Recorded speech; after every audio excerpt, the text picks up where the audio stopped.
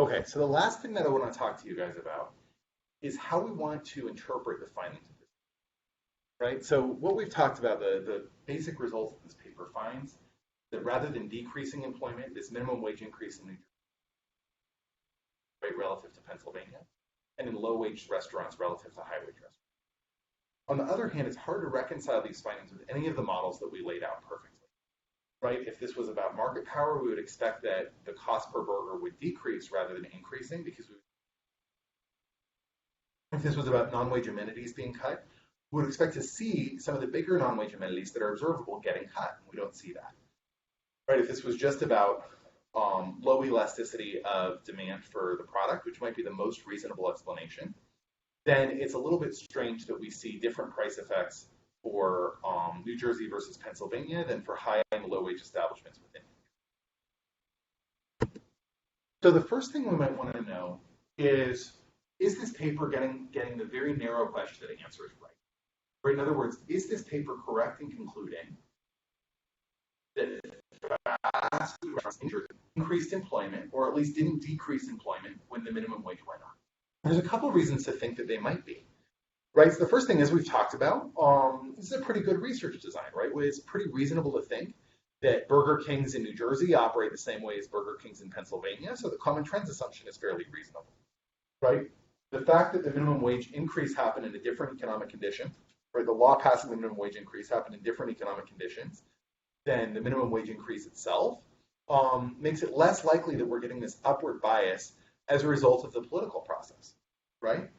We're also going to get the same results, right? They're going to find similar things when they compare low-wage establishments in New Jersey to high-wage establishments in New Jersey. They're going to compare establishments in New Jersey to establishments in Pennsylvania. They do a variety of robustness and specification tests. All of it's going to give them a similar result. And so that all is going to make us think maybe this is a fairly robust, fairly plausible finding.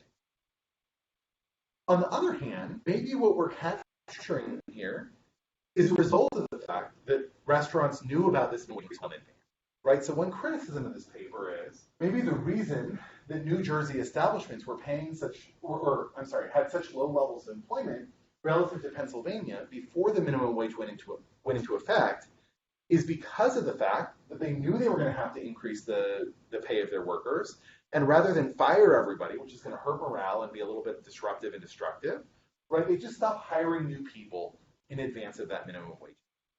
Right? So it could be that anticipating the minimum wage, why this level of employment was low relative to the Pennsylvania level. And likewise in low-wage shops versus high-wage shops. Now, I think that's actually a very, very good criticism, a very reasonable criticism. But even if we completely buy that story, it's still going to make it hard to conclude that the minimum wage caused job losses.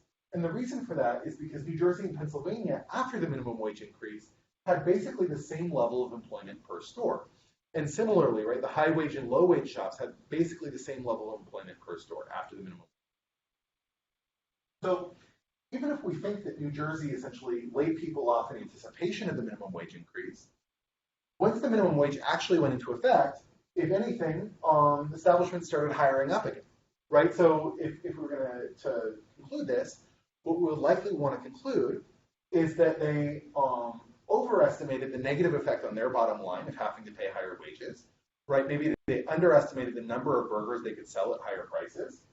Once they realized what the minimum wage was actually going to look like, they converged on a level of employment that's the same as Pennsylvania, right? So even if we think that this number is artificially deflated, the fact that in the post-period, New Jersey is not ending up employing fewer people is maybe evidence that the minimum wage is not decreasing employment.